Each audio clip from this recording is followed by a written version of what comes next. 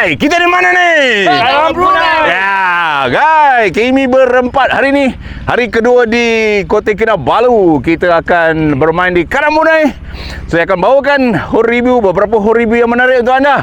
Jadi saksikan video ini, beberapa series yang kita akan hasilkan sampai habis, guys. Dan jangan lupa komen, like dan share banyak-banyak, khas untuk orang-orang KK, orang-orang di luar sana yang datang ke KK. Tengok video saya ini sampai habis. Banyak series yang kita akan hasilkan. So kita akan karam hari ni, guys. Karam bersama. Karam bersama.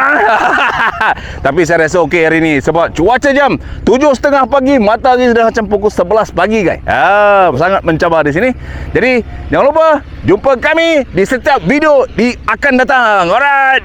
Kita mulakan dengan lubang nombor 10 dulu, guys. Saya bawakan lubang nombor 10 kerana view dia ada ocean, ada gunung, Jadi saya bawakan lubang nombor 10. Lubang nombor 10 par 4, guys, 326, indeks 13. Lubang ni straight je sebenarnya. Dia boleh nampak depan ada satu bunker besar. So saya just attack left bunker, lepas tu kita akan jumpa green. Lubang ni tak ada masalah dia. Hampir-hampir 400 meter, guys, Jadi yang penting jangan ke kiri, jangan ke kanan, sebab ke kanan ada pokok. So susah untuk buat second shot untuk attack green. Kita tengok apa nasib saya di Karam Brunei ni.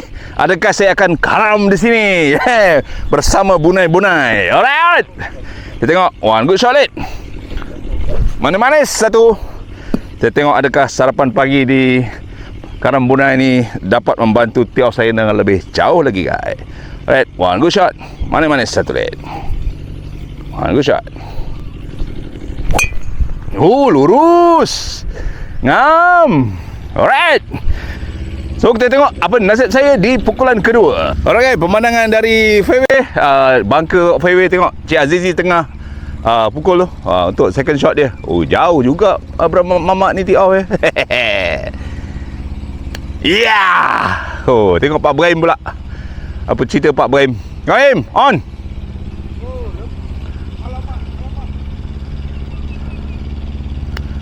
Alright. Okay, guys, ini bunker yang besar. Di sebelah kiri fairway, sebelah kanan sini ada pokok-pokok, belakang pemandangan gunung, guys. Sangat menarik. Dan pokok-pokok, bola saya landing area sini tadi. Dan kita punya distance ke bunker, ke green lebih kurang 100 je tadi, guys.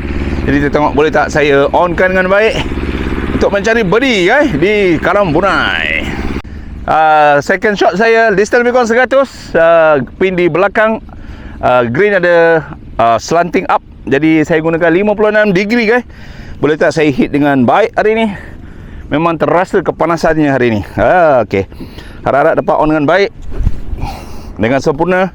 Boleh manis-manis satu seperti biasa. Alright. One good shot. Yes. Come on, baby. Pin high. Kurang. Alright, ini pemandangan bunker di depan green.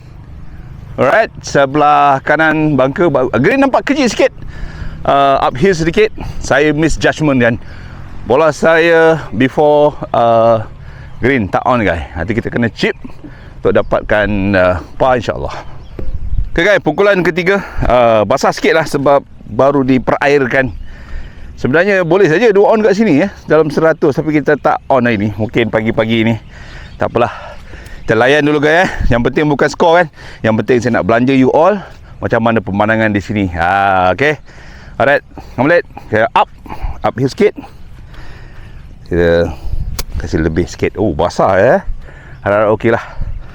One good chip. Yes, come on. Up lagi.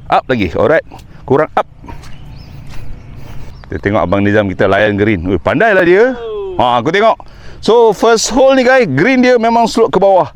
So kalau pin belakang, jaga-jaga. Kalau chip terlebih, padah. Pak Yem okey. Dia turun sini je, okey. Nampak dah sudah macam. Tengok Azizi print pan.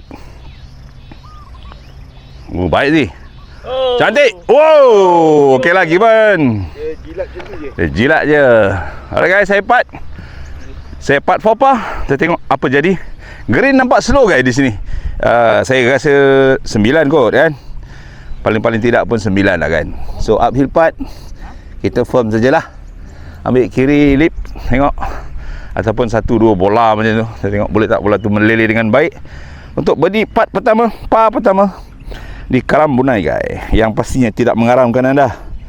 Yes, come on it. One good putt, square putt. Yalah, masuk. Alah, sikit lagi. Itu pun mau kira ke? Okey, bogey guys. Alright. Pada saya bogey yang manis lah dekat sini. Kerana di Karambunai ni banyak gadis-gadis manis kot. Tengok ada rumah janda lah. Manis.